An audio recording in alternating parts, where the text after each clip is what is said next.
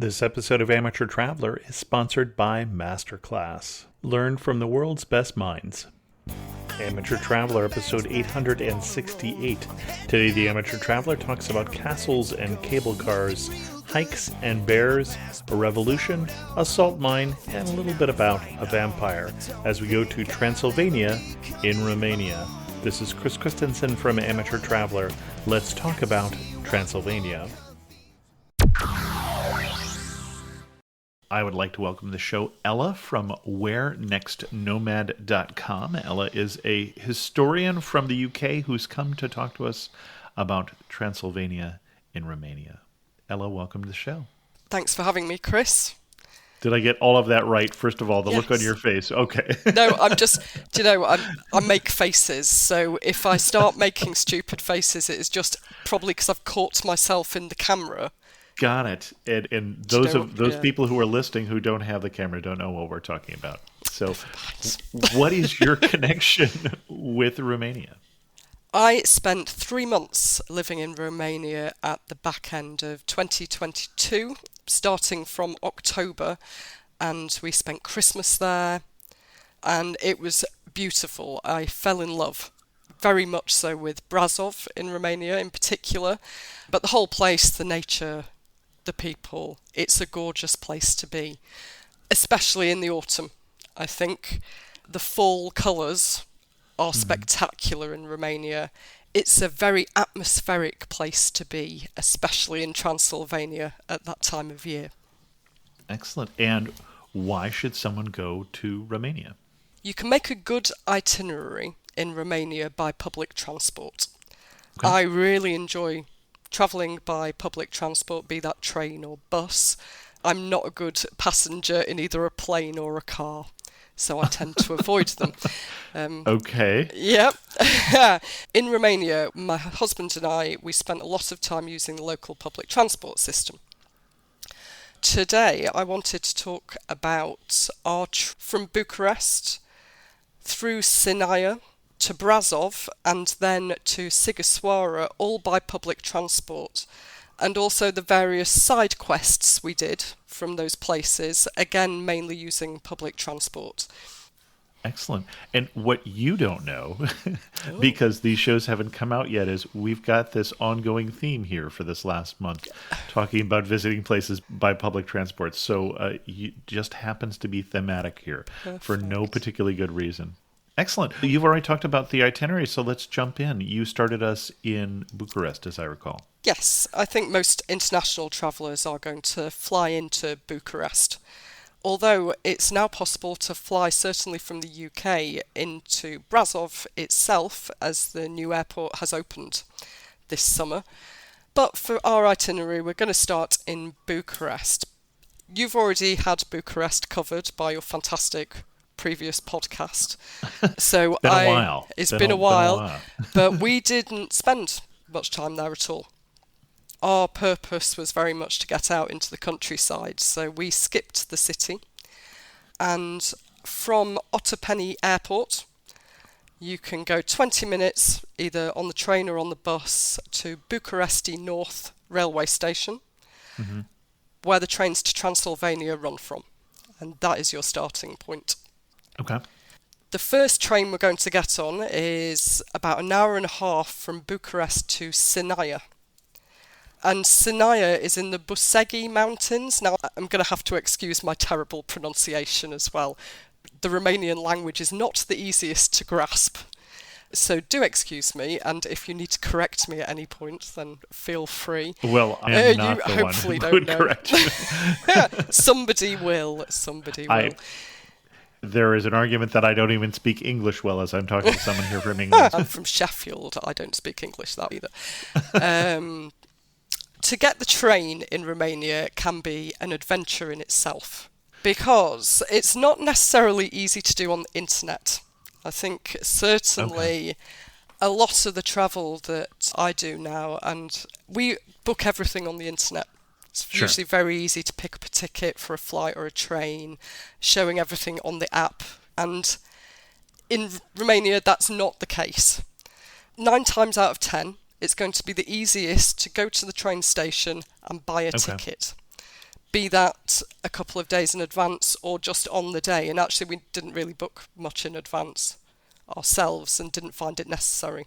And I'm assuming that you speak no Romanian. No. It is a Romance language, so it is Yeah. closer to some of the other European languages to the west, like French. But you're getting by fine or getting that ticket from the ticket agent in English. You can get by in English with international sign language hand signals Sure, yes. of And charades. Yes, I get it. Brasov. Yeah, exactly. Pointing at a map. I want Got that it. train this time. And actually, the spoken English level in Romania is really high. Good. Okay. Especially among younger people. Anyone up to the age of kind of 40 odd is probably going to speak English. Okay. But at the railway station, you have to go to the right ticket office as well, because there are 3 different train companies that you can use. Just to complicate matters. This is fun. This is old school travel. You get to a place and you have to go and find the right tickets. Actually, you can use any of those companies to get down on the train to Sinaia. But you can get the expensive one, which is the Astra Transcarpathia train, which is actually a long-distance train which sometimes runs all the way to Budapest in Hungary. You can get the middlingly expensive trains, Regio Calatori. Okay. Or you can get the CFR Calatori. And they're all different companies, and they all sell slightly different tickets, but they all go to the same place. A lot of your choice of travel is probably going to depend on what time you want to leave and then which train company you fancy travelling in. We didn't do the Astra Transcarpathia. We used Regio Calatori and CFR Calatori at various times on our trip, and both were fine, although I would probably use the toilet before you get on the train. Good to know. Okay. Yeah, I've done night trains in China where it was a whole going to the tracks. Yeah. Certainly, I think on the Regio Calatori, that is what we are talking about. So you can book CFR Calatori and the Astra Transcarpathia on a website, which is unpronounceable, and I will try. Mersotrenuelio. Okay. Which maybe should go in the show notes rather than me saying. We'll have a link to these things. But you can't book the Regio Calatori on the website.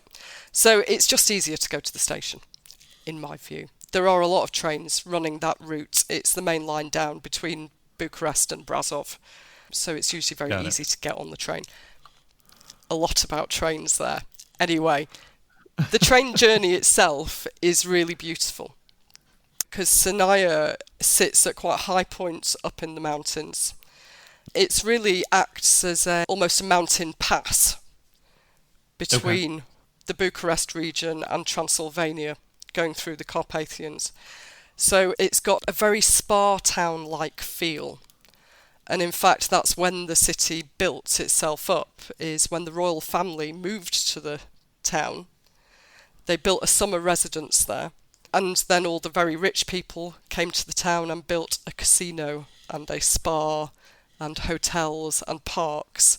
So it has a beautiful elegance to it. And it's a good place to start a trip. And I would spend probably 2 or 3 days in the region. There are 2 particularly good things to see. They are both castles. And one is called Peles Castle, and then the other is called Pelesor Castle, and they're both on the same site within the same park, and they are both absolutely stunning buildings. Peles Castle was built for King Carol of Romania and his wife, Queen Elizabeth, and it was started construction, I think, in around 1870s. And didn't finish its construction until 1914. And the sheer detail and size of the place is testament to how long it took to build. So when you talk about castle here, we're clearly past the age of castles, and yet King Carol is building a castle here. So this is, I'm guessing, in the age of Romanticism, basically, when we're building Neuschwanstein in Germany and all of these other people where kings who are now not absolute monarchs want to live like absolute monarchs or want to live in a castle. So it really has nothing to do with defense, and they really didn't need to build a castle, but they wanted to live in a castle. Am I in the right You are in very here? much that ballpark, yes. I think the architecture is neo-Renaissance. It is very much of that age of romantic castle. It's Gothic on the outside, it's stuffed with stained glass and carved wood, and so much detail that your eye almost says too much. Okay, yep. I've never seen anything like it, actually, and in a lifetime of working with historic buildings, it's the most fantastical place I think I've ever seen. It feels like an architect who got a good budget and was used to designing Swiss chalets was given a budget to build a castle and built the castle that he or she had dreamed of when they were a kid, as I look at pictures of it. Yes, it has that feeling about it. There's a cracking quote, actually, because the architects were German. King Carol himself was German. Okay. He was given the throne in the way that kind of these European thrones were often given by whoever the powerful people of the day were. And it was his way of showing that power, I think, was to be able to bring in all the best and the brightest to build this incredible place. And there's a good quote from Queen Elizabeth from the time. She says, "The Italians were the masons, the Romanians were building terraces, the gypsies were the coolies.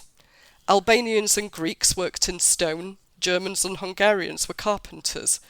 Turks were burning brick, the engineers were Polish and the stone carvers were Czech.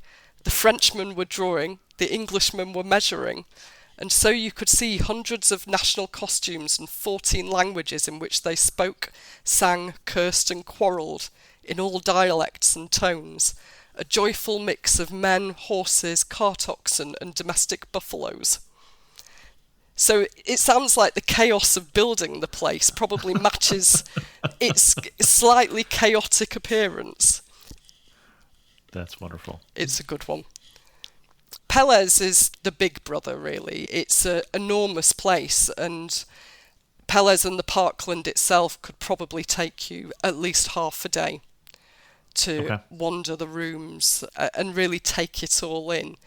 Pelesor is just down the lane, is much smaller, and it was built for the next king, Frederick I, and Queen Marie.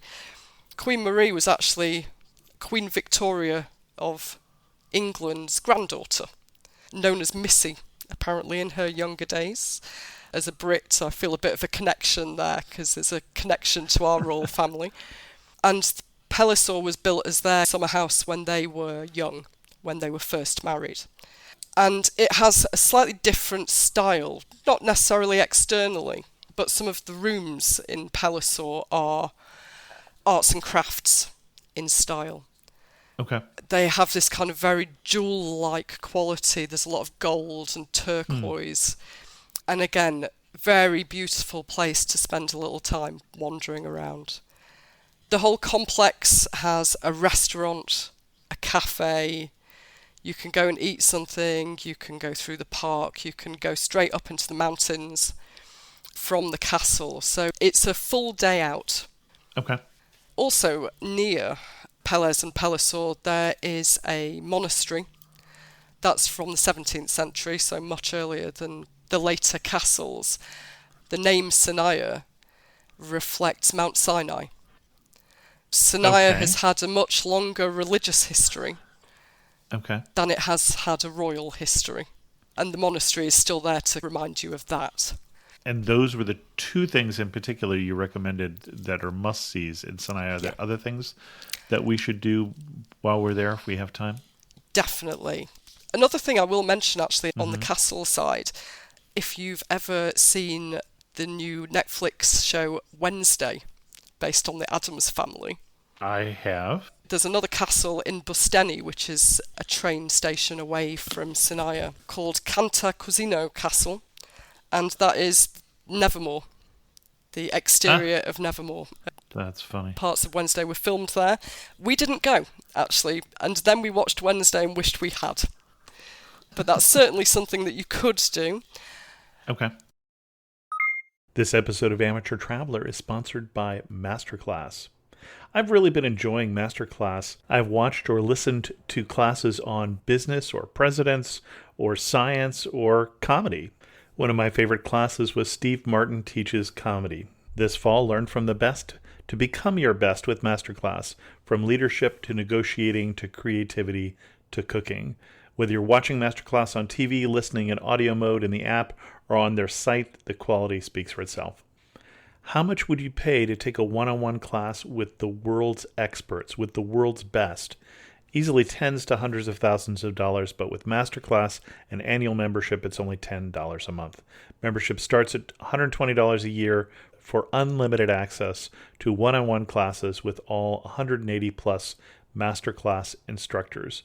Former FBI Chris Voss's negotiation class, Esther Perel's teaching relational intelligence. It's hard to know what to choose next. Right now, our listeners will get an additional 15% off an annual membership at masterclass.com/traveler.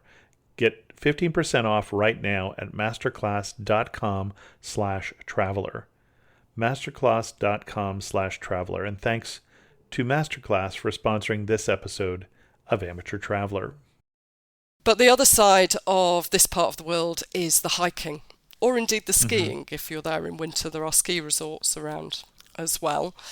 You can take cable cars from Sinaia itself, or you could go down the road to Bussegi and take a cable car from there and get up into the high mountains and take hikes along the ridges. Obviously, you need to be a little careful in Romania because there are bears. Okay. But actually, you say obviously, but I did not know that, but okay. There are more on bears later, but there are many. All right. I think the largest group of European brown bears is in Romania. Okay. Largest population, I should say, of European brown bears. If nothing else, should give us a hint that we're talking about a country that has a fair number of mountains. A fair number of mountains, even more forest. And more forest, right, yeah. Yeah, very ancient forest as well, so really good cover for bears. But more on those later. Up in the mountains, I think you can see further, they tend to be in the forests rather than roaming up the mountains. But it's something to be aware of if you're hiking alone in particular. The people in Romania tend to just make a lot of noise, so they'll go around with the radio on, potentially. If they're hiking on their own, just blaring some music. We were told that you shouldn't wear a bell. Some people will say... the bears think that's a dinner bell. Yeah, they think it's dinner. Exactly that, because all the cows wear bells. Okay. That is a mistake, don't do that. Anyway, so yeah, you can hike. The hiking up around those mountains is spectacular. Because you can take the cable cars up, you can hike from the high points, and you don't have to slog your way up every hill. And there are some spectacular viewpoints from around 1,400 metres high that you haven't even had to walk to get to. And is there a particular hiking route you would recommend? It sounds like you have one in mind when you say that. The Bussegi cable car takes you up to some rock formations. They're called the Babele, which is old woman. A bit like Baba in Eastern Europe does tend to mean grandma. The formations are in the shapes of hunched old ladies. There's a sphinx, which is just a rock, but it has that shape of the sphinx. Okay. So where you're hiking up there, the rock formations are probably the most interesting thing to hike around and through. And as I say, you can hike those off the Bussegi cable car. Okay. But so, apart from the indoors of castles and the outdoors and hiking in Sinaia, it's a really lovely town to just wander around. Because of its royal connections, it feels a little like a UK spa town, Bath, somewhere like that. It has a casino, it has a hotel, it has numerous excellent cake shops, and I absolutely recommend coffee and cake. Do you have a particular favorite cake shop in Sinaia? We frequented Caramello, Okay. which was excellent. The chocolate cakes in there probably shouldn't be eaten if you want to do anything afterwards. And the coffee is strong. But yes, coffee and cake is a very civilised way to spend an afternoon people watching around Sinaia. And a lot of the cafes, the restaurants, the hotels, the casino, they all sit around the main park in the town. Now, when I think of a casino in a royal town in Europe, I'm picturing something where I might want to have a jacket or tie. Is there a dress code, or is it that style of casino, or am I way off base? It would have been that style of casino. Okay. Now I think it operates a little more as a conference centre and is less somewhere to go and gamble and more somewhere to look at from the outside or have a coffee or a meal inside. Okay. Unfortunately, what is a royal town without a bit of gambling? Not a place necessarily to practice my baccarat or chemin de fer. No, Okay. Unfortunately not. Yeah, the communist authorities, strangely enough, were not so keen on gambling. So actually that casino hasn't been a casino since the communist era. Interesting. It has a very particular feel about it. Being from the UK, I call it an Edwardian feel, stately. Okay. It feels like it's from a particular era. And the park around which you'd probably want to stay, if you stayed there, or eat, is the Parcul Dimitri Ghica. Okay. I do wish I'd picked a place to talk about with names that I can actually pronounce. That would have been great.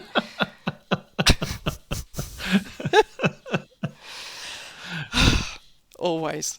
Anyway, so moving on from Sinaia, we get on the train again.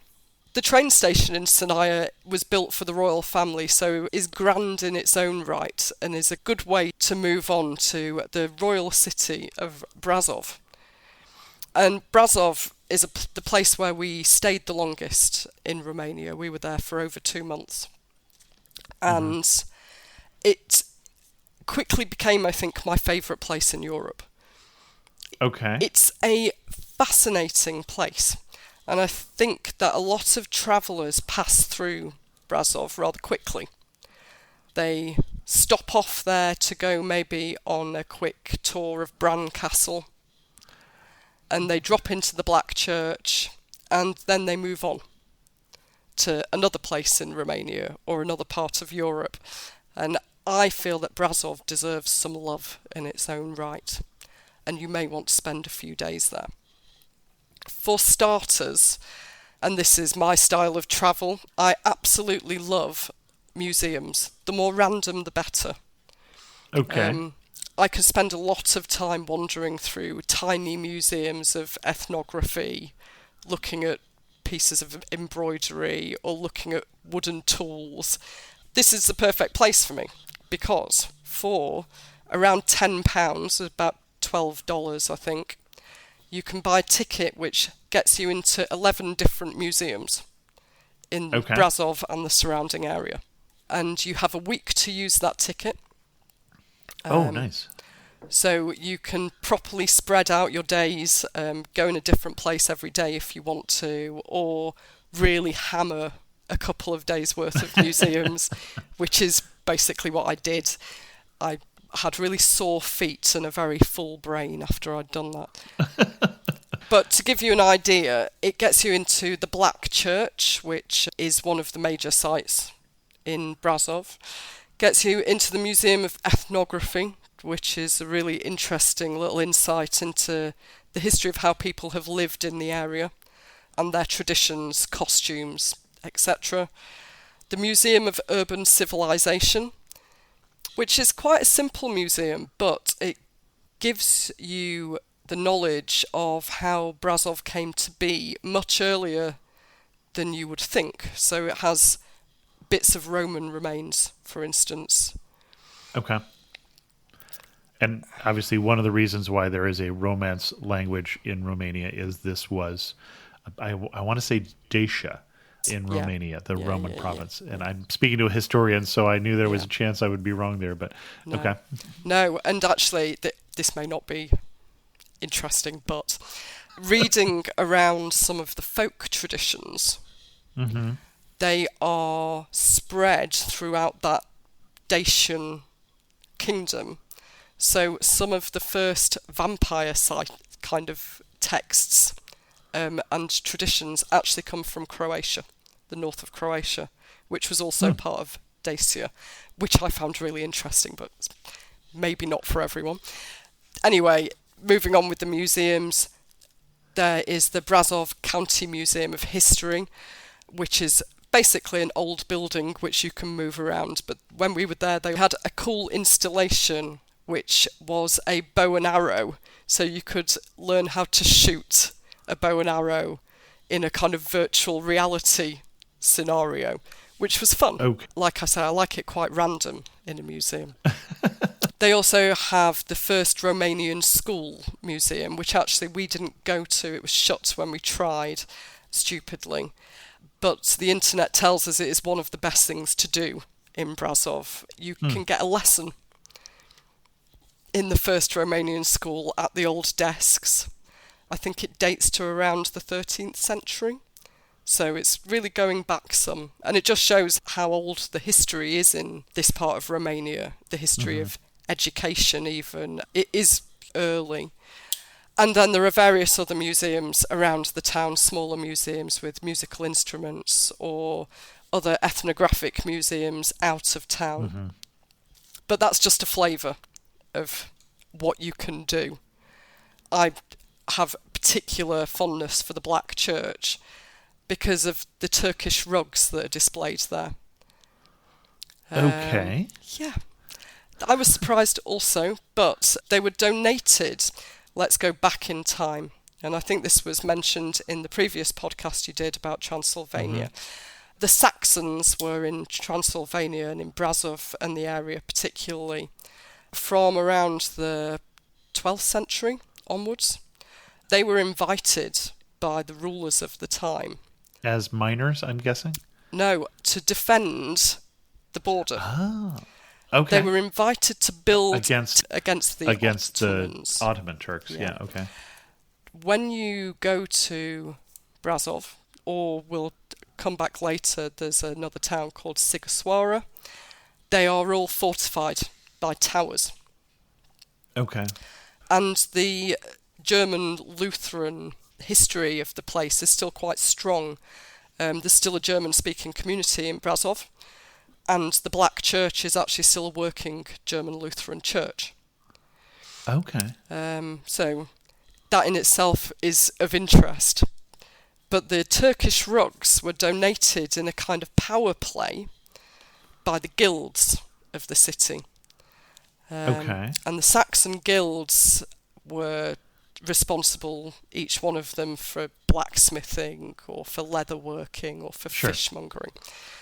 Each had their tower around the city walls that they were responsible for defending and responsible for the upkeep. Each had a pew in the church, which they painted beautifully with their coats of arms, and you can see those in the Black Church as well. And they all donated these Turkish rugs that were a kind of sign of richness. And the more elaborate the rug, the richer your guild. And some of the rugs, the earliest rugs, date from, I think, around the 16th century. And they're hung around the walls. So it's really interesting to see that level of secularism in what is quite a austere and still used church, which made it, to me, doubly fascinating. And then, of course, because you have this historic community still in the city that you may expect not to be there anymore, it just adds another layer to the history of the place. Interesting.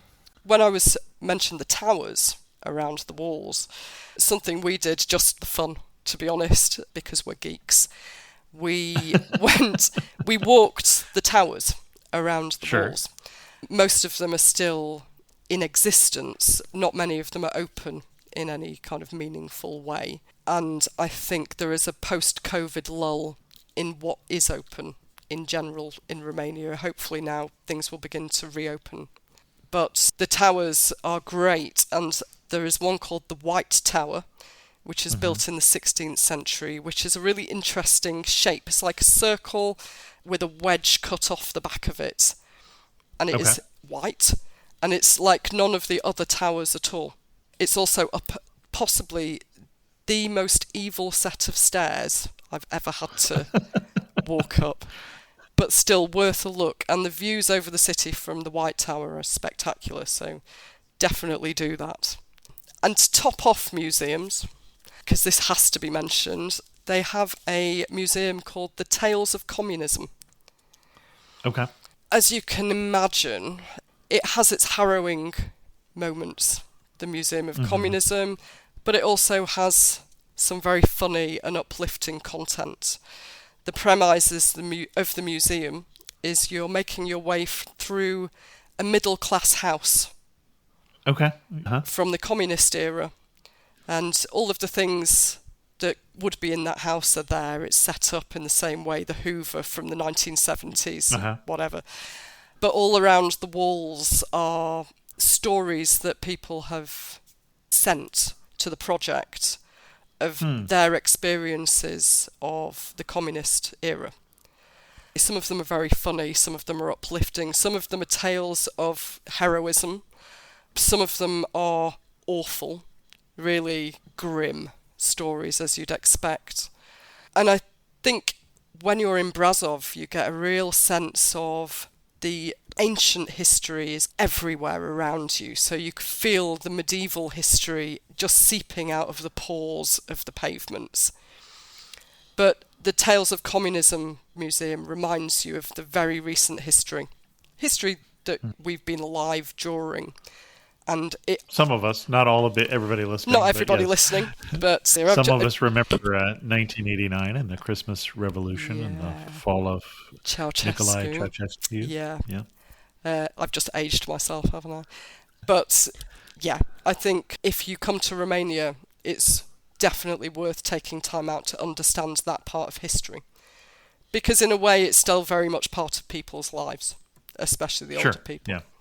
Just to lighten that, though, they have a cafe at Tales of Communism where they sell you things that you might have been able to eat during the communist era. Greying toasties and terrible coffee, I think, is probably what that was. But again, just probably worth getting a terrible communist coffee after you've been around the museum to gather yourself. Okay. And as always, because we love hiking, this is another thing that we did a lot of in Brasov. Brasov has a cable car, again, and you may be spotting a theme here, that I'm quite lazy when it comes to walking up hills. I much prefer to walk them down. No judgment here. No. But there's a hill called Tampa, which sits next to the old town of Brasov. It's right next to the historic city. It has a cable car running bottom to pretty much top, or a zigzag path that you can take up to the top. And it has a Hollywood sign near the top that you can go and get a picture in front of. Obviously, the Hollywood sign says Brasov. Thank you. Okay. That was my question. Hollywood or Brasov. It's lit up at night, which kind of makes a beautiful feature. This part of this park, really, this hill, is the playground for the locals. Okay. And if you choose to walk up, as happened to me once, you will find yourself being overtaken by 90-year-old Romanians who have clearly done this every day of their lives. And will hoof past you with their hiking sticks, not even breaking a sweat, while you puff your way up the 600 metres odd of elevation that you have to cover from town up to the top. But it's worth it. It is worth it. I found that Romanians out on a hike are the friendliest Romanians. And many a person would stop on my hikes and just have a chat or join me for part of the walk. just interested to find out what I was doing there, or whether I was enjoying Romania, whether I was enjoying Brasov, or to give some tips about the best places to go. And Romanians, I think, they don't smile a huge amount in the same way as you might smile in the UK at people. We're all very good at smiling and saying good morning. But despite their slightly forbidding exterior, they are probably the friendliest Europeans. Once you get chatting. That's an interesting... So I recommend a chat. Chat with a local up a hill, and you will probably find out more about the area than any other way, any history book. Okay. The hills around Brasov, there are ski resorts nearby. The main one is Poiana Brasov, which is about 20 minutes by bus from the city. Another great place for hiking. And in fact, you can hike from the top of Tampa all the way over to Poiana, again, avoiding bears, if the weather is good enough. And actually, we did it in the snow, very thin snow once, and it was absolutely stunning. It's as good later in the year as it is earlier in the year. That's what I was wondering. You mentioned what time of year you were there. I was enchanted with Brasov and the pictures I was seeing as we were talking. So I was looking at what the weather was like. It cools off pretty quick here in Brasov in the fall. It does. So we go into the fall with days in what I would say the 70s. You would put in the 20s. But by the time we get to November, we're getting closer to freezing. Yes. My kind of weather. Okay. Being British, it's the only kind of weather I can cope with. We had an exceptional autumn last year. I think we arrived at the beginning of October, and we had sunny, crisp days. It was chilly, but warm enough to go hiking in a t-shirt. Okay. But then as we got into November and December, definitely you started to get the frosts at night. Something in Brasov that we noticed is because of the way it's in a bowl in the mountains, you get trapped fog, a cloud inversion, basically. So if you're up high, you might see fog across the top of the city, and you can't actually see the city in the bowl, but you're above the cloud, which is another beautiful way to see the city. Brasov has its own citadel, a little castle, a medieval castle, fortified on a hill, which unfortunately... An actual castle, then. An actual castle, yes. It wasn't open when we went, but you can walk up and wander around the outside of the walls. But because of the way that's on a hill, if you are on a hill looking across at it, that hill could just be rising out of the clouds with the castle on top. The most atmospheric place in terms of picturesque, moody atmosphere in the autumn. Okay. It brings to mind Dracula stories and all of the things that people might think about Transylvania. The interesting thing is, one of the things I've enjoyed about this episode is we're talking about Transylvania, and we really haven't been talking about Vlad Dracula, who was a real person, was not, so far as we know, a vampire, but did live in the area. And obviously the tourism board has embraced Dracula, let's say, or at least the tourists often go just for the Bram Castle, Dracula's castle. Yep. I appreciate that we've been talking about all sorts of other things. I know, but I think this is possibly why people don't stay for long around this area of Transylvania, because we are fed one story about Transylvania, but people seldom talk about it. Its interesting history and its very beautiful landscapes. There are other folk tales in Transylvania as well, which are much more important to the people who live there, much more kind of attached to their lives. And it is a place that really gets your imagination buzzing. Probably. And do you have an example of another folk tale that is more important? So something that fascinated me, again, I use the word fascinated a lot in terms of when I'm talking about Brasov, because it just is. There is a place called Solomon's Rocks. It's a hiking area, and you can go there, especially if you have a lovely sunny day. You can take along some sausages, and they have grills there, and people go there on the weekend and have a few beers and a party. You can get there by bus from the city centre, so that's very easy. You don't have to hike out there.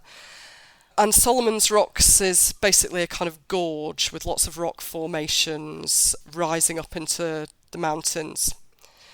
Solomon's Rocks is named after the story of King Solomon, who was a Hungarian king who killed his brother. And his mother cursed him.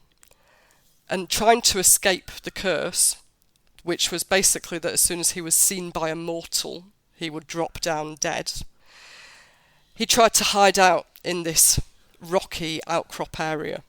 Okay. But he was seen by a shepherd and fell over the rocks, and the rocks broke apart and created this kind of schism in the rock, which they now call Solomon's Rocks.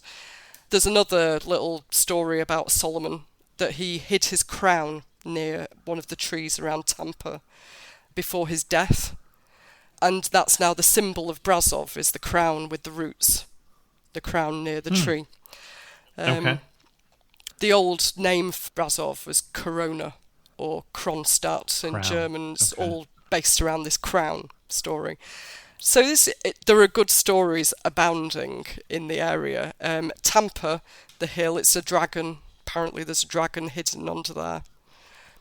Okay. And I was worried about bears. It's a very familiar story in Eastern European places. I don't know if you know the story. Probably I've heard it more connected with Krakow in Poland. Okay. But the story of an angry dragon who is trying to overrun the city and is stealing all the daughters of the nobleman. And one day a young shepherd comes along and thinks, if I stuff a goat or a sheep full of gunpowder, or lime, usually, in the story, and feed it to the dragon. And then the dragon gets really hot and eventually blows up. And that story, again, I heard in Romania, but I've heard it before in Poland. All connected. Yeah. Often if you have a place that is in this part of the world with a dragon connection, then that would have been an old pagan site of worship.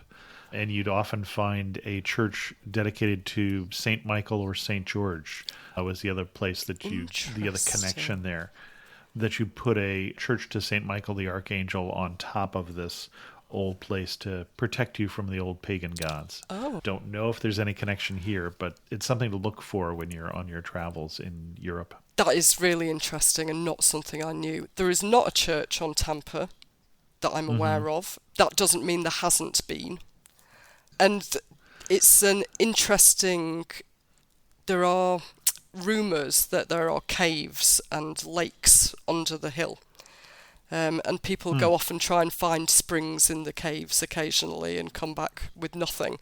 But it strikes me as the perfect place for pagan ritual, for really ancient civilizations to have done things differently.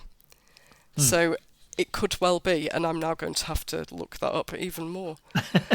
How interesting. Yeah.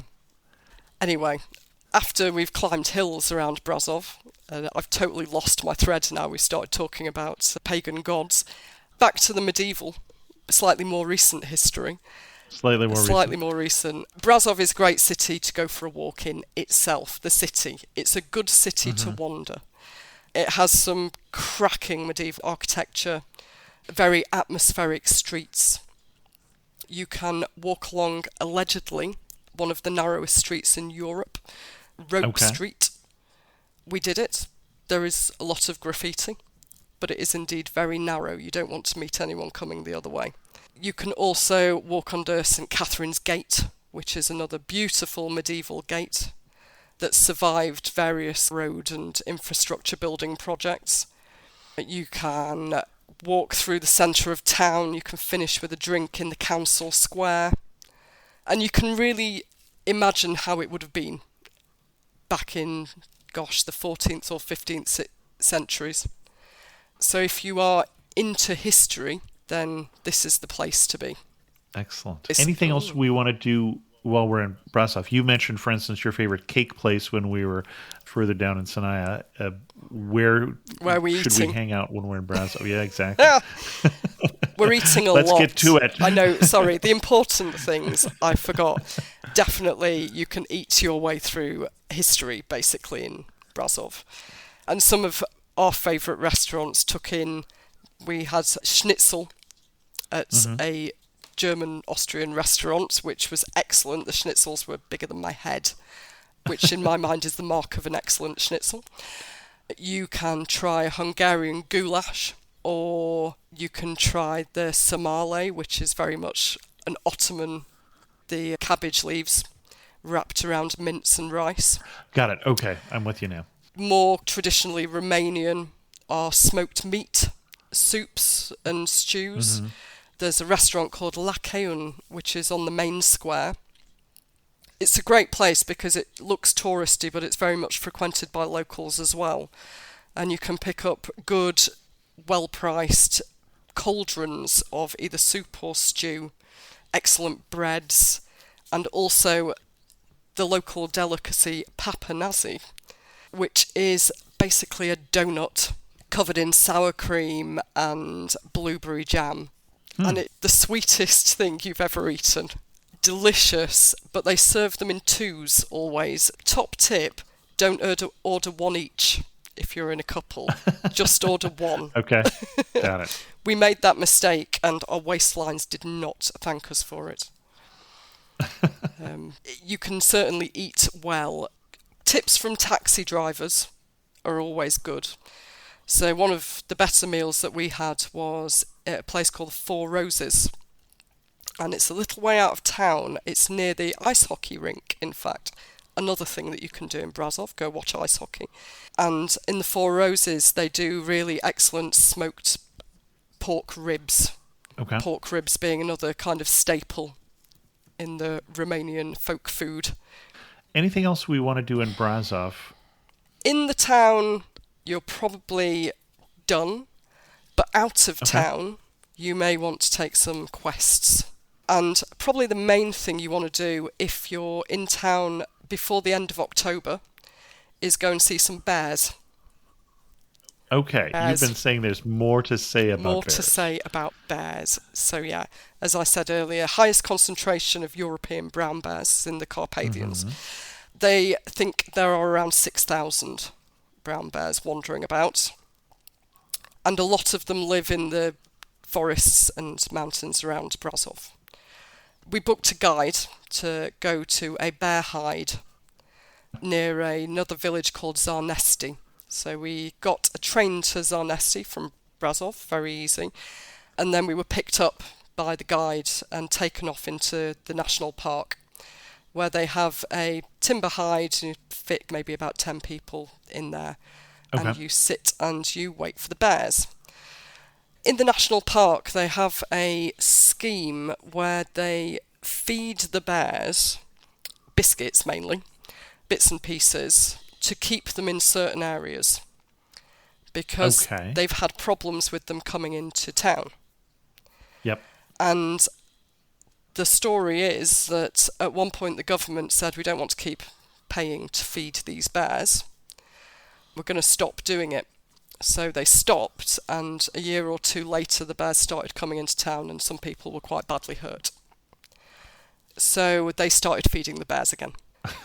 Okay. So when you're in the hide, they put down kind of biscuits or things waiting, and then when we were there, 2 or 3 beautiful brown bears turned up, munched their way through their biscuits, sat around for a while just being bear-like, and it was a really great way to see them. They're gorgeous, and it's really nice to see them in a slightly more wild environment. There are bear sanctuaries in Romania.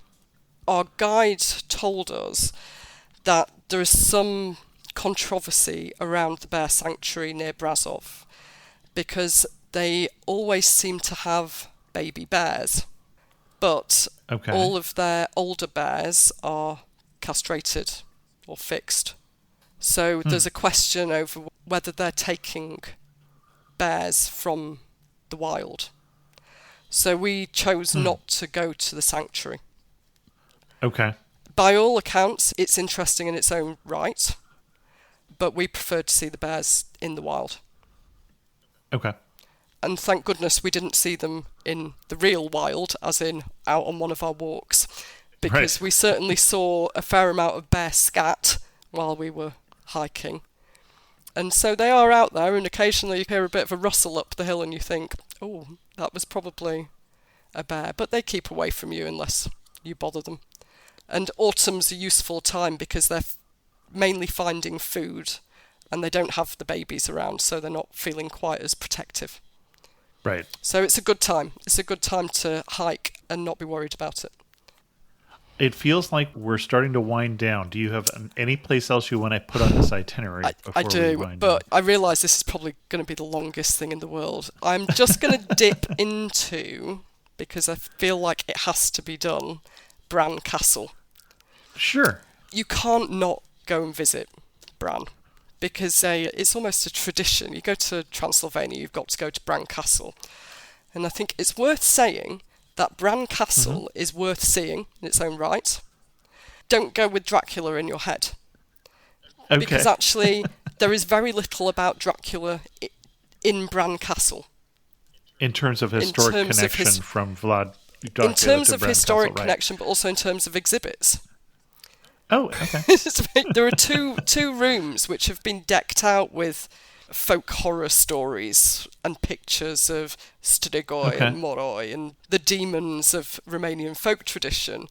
But the rest of it is not about that. The rest of it is more about the castle. It's about the lady of the castle in the early 20th century who was a really interesting woman in her own right, and just about how people lived historically.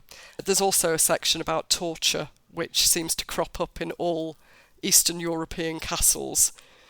You can't help but have a little museum of torture. It's a given, It's a given. This one is no better and no worse than any others. The castle itself is absolutely beautiful. It is rocky and atmospheric and looks exactly how you imagine a medieval castle should look. So it really is worth a trip. Don't let anyone talk you out of it. It's still worth it. However, do not go around Halloween. Okay. Because the queues will be phenomenal. And we made the mistake of going on the Halloween weekend thinking that would be a really good thing to do and very cool. No, it was not. We waited for a long time to do things. It was a bit tacky. There were a lot of people dressed up in Dracula-y clothes. I just feel like they were doomed to disappointment. But also you can go and party there around Halloween. So you can pay and they have a kind of evening dinner and a Dracula-themed party, and there are prizes for the best-dressed vampires. All right. So go if that's your scene, but don't go if you want to see the castle. Yeah, and I think we did see a Anthony Bourdain No Reservations episode where he is taken to one of these parties with Dracula dress up, and it's possibly one of the funniest things I've ever seen. He did not like it. And it was mainly not for us either. But Bran Castle anyway, go, but do not expect it to be about Dracula. Okay. Moving on from Brasov, and this is the last place on our trip, we are going to go to Sighiswara. And I think Sean from the podcast previously also visited. It's much smaller than Brasov. We spent 3 days there and I think covered the high spots. We travel quite slowly, so we take our time about things and spend a fair amount of time eating and sipping coffees. You could go for a day trip, probably, and see the main sites, but it deserves a little bit more time. And it's a really complete Saxon stronghold.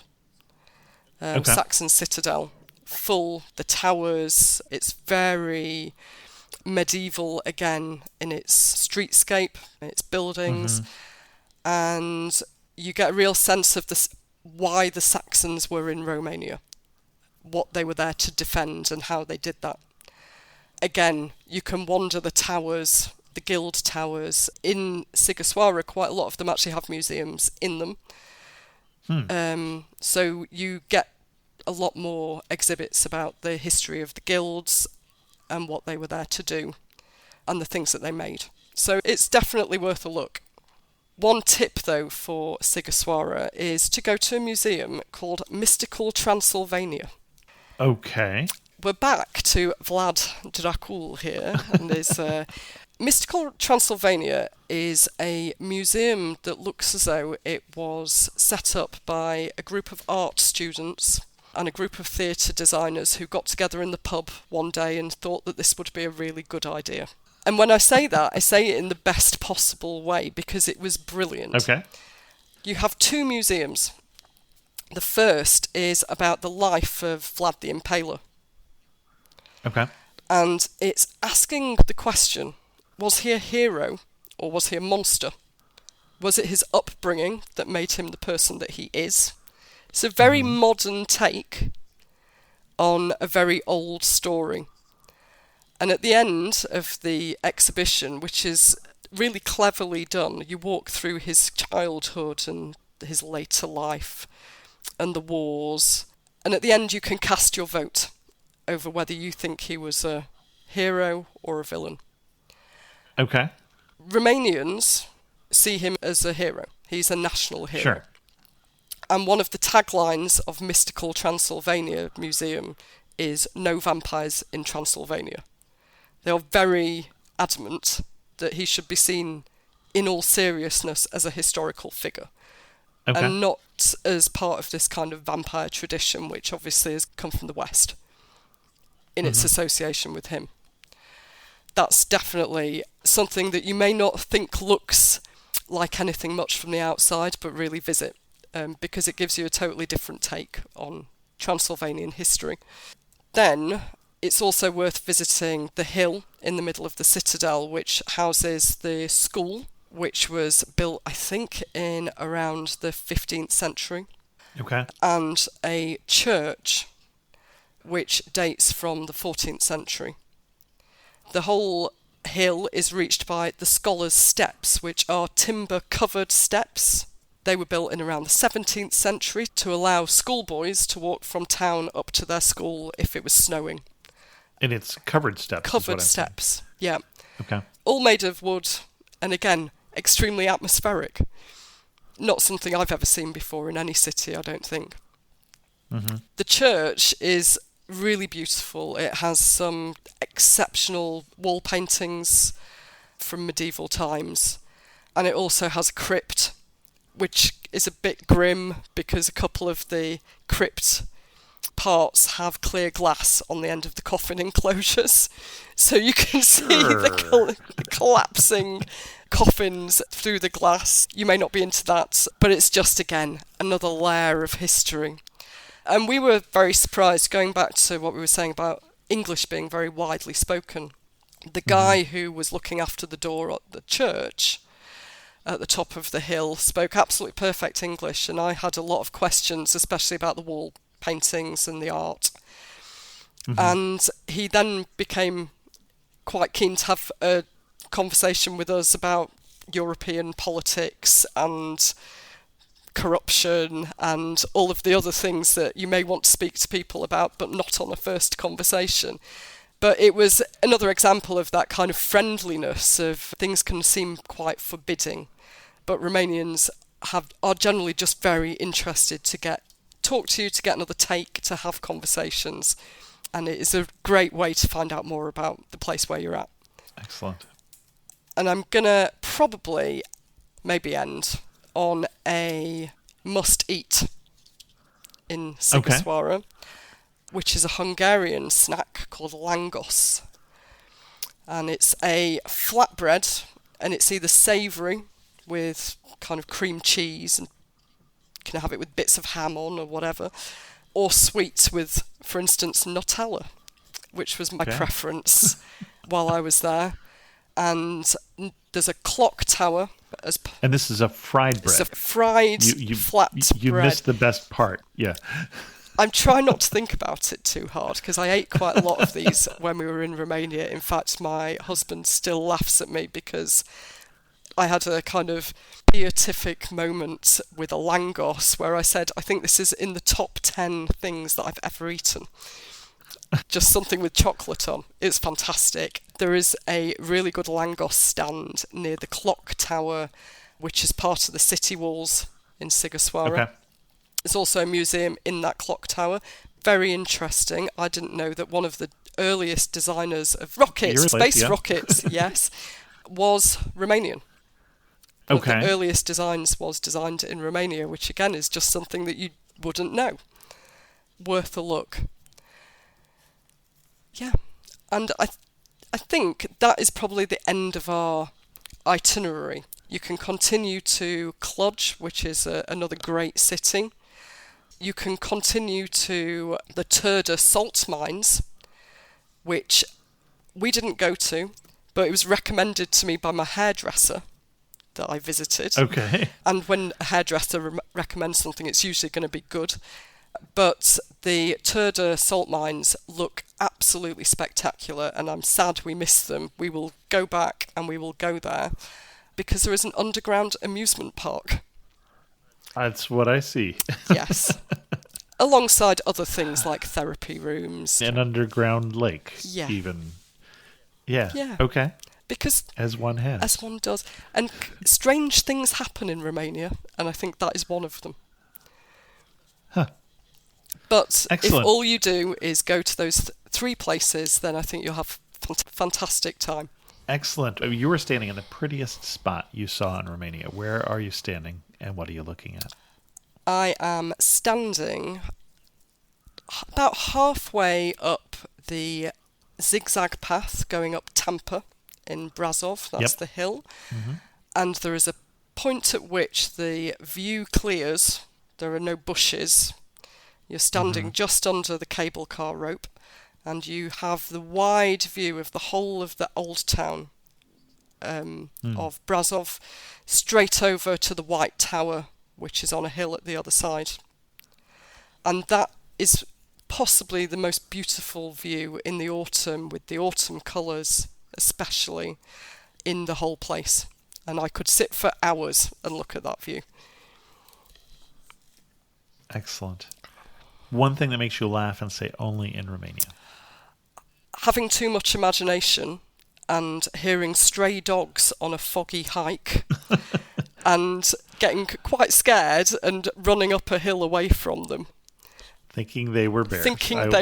Just yes. Knew that bears would come up in that conversation. Excellent. And if you had to summarize Romania, specifically we've been focusing mostly on Transylvania, in just 3 words, what 3 words would you use? History, beauty, creativity. Now you've intrigued me with the third one. Why creativity? Because it inspires creativity within. It's a place of such imagination and atmosphere that it's clearly inspired creativity in Romanian people, in their dress, in their tales, in their food, and it inspired creativity in me, and I think it would inspire other people. It's an amazing place. Excellent.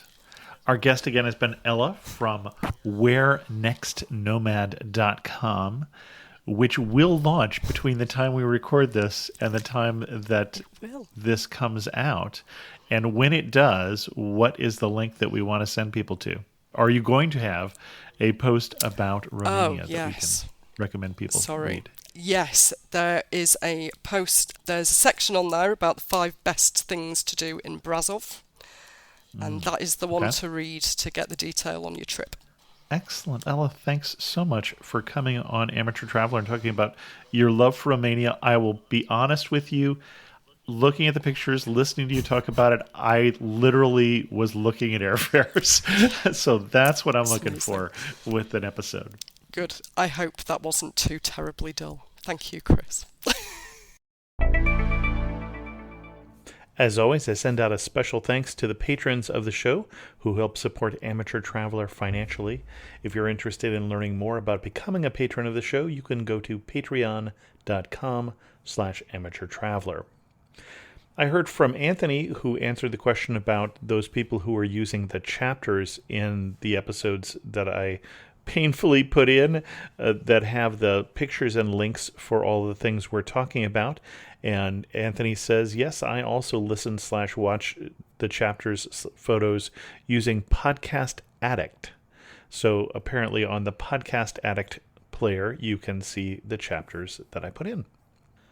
And then I heard back from Rebecca Merrill, who we talked to recently about Greenland, who said, thanks again, Chris, for the opportunity. It's funny, but I forgot to mention that originally we planned to go to Gabon this month until our travel operator told us they were having elections and the lodges would most likely close in case of troubles.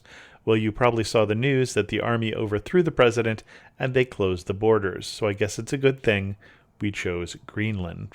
Stay tuned for Gabon in another few years. There's still some slots available for the trip to Morocco next year. I know I've had some people ask if we're still going to Morocco, what with the earthquake that happened in Marrakesh. We are. Most of this trip will not be focusing on Marrakesh, but on regions that were not damaged by the earthquake, or at least didn't have any serious damage. Obviously, Marrakesh had a terrible loss of life there, but we're not going until April of 2024. So hopefully they'll be able to handle us by the time we go there. If not, I imagine that the plans would change for that part of the itinerary. If you're interested in learning more, go to amateurtraveler.com/trips, which is a private Facebook group. And with that, we're going to end this episode of Amateur Traveler. If you have any questions, send an email to host@amateurtraveler.com, or better yet, leave a comment on this episode at amateurtraveler.com. And thanks so much for listening. Got to see one more cathedral. Got to sit in